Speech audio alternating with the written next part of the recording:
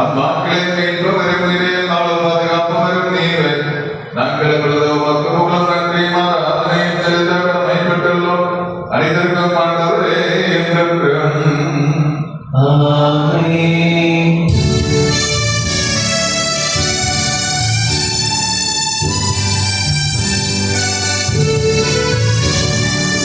உலகெழும்பி பாடுங்கள், அனைவரும் ஒன்றாய் பாடுங்கள்.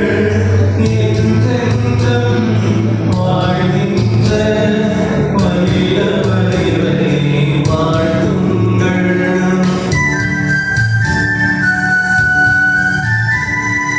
இறைவா நீரே தூயவரே, வல்லவர் நீரே தூயவரே, இரவாதவரே தூயவரே, எம்மேலிடம் வைத்தருளும்.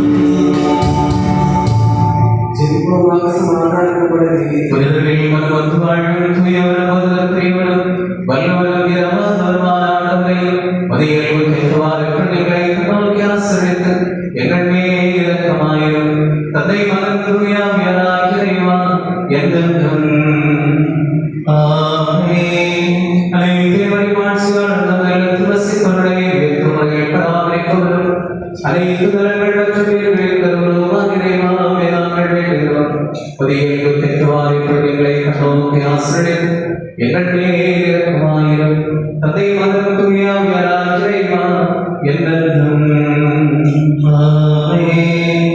என் சகோதர சகோதரிகளே, திருத்தூதரான தூய பவுல் எபேசியருக்கு எழுதிய திருமுகத்திலிருந்து வாசகம். நம் ஆண்டவராகிய இயேசு கிறிஸ்துவின் பெயரால் எல்லாவற்றுக்காகவும் எப்போதும் தந்தையாம் கடவுளுக்கு நன்றி செலுத்துங்கள்.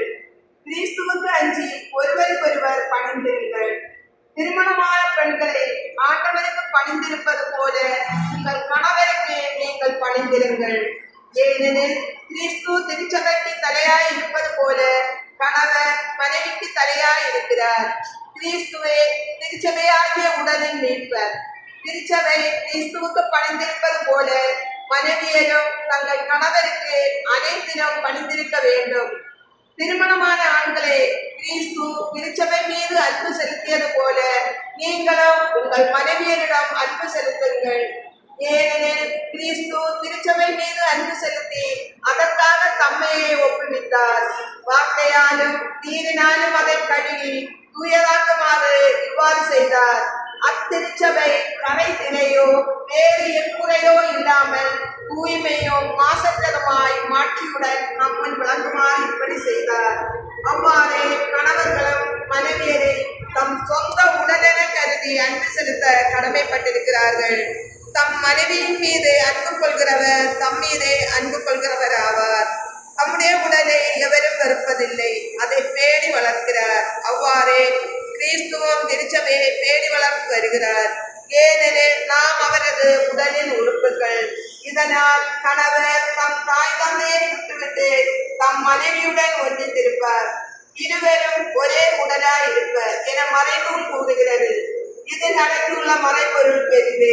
இது திருச்சபைக்கும் கிறிஸ்துவுக்கும் பொருந்துவதாக கொள்கிறேன்.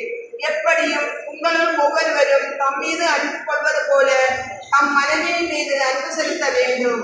மனைவியும் தம் கணவருக்கு அஞ்சி வாழ வேண்டும்.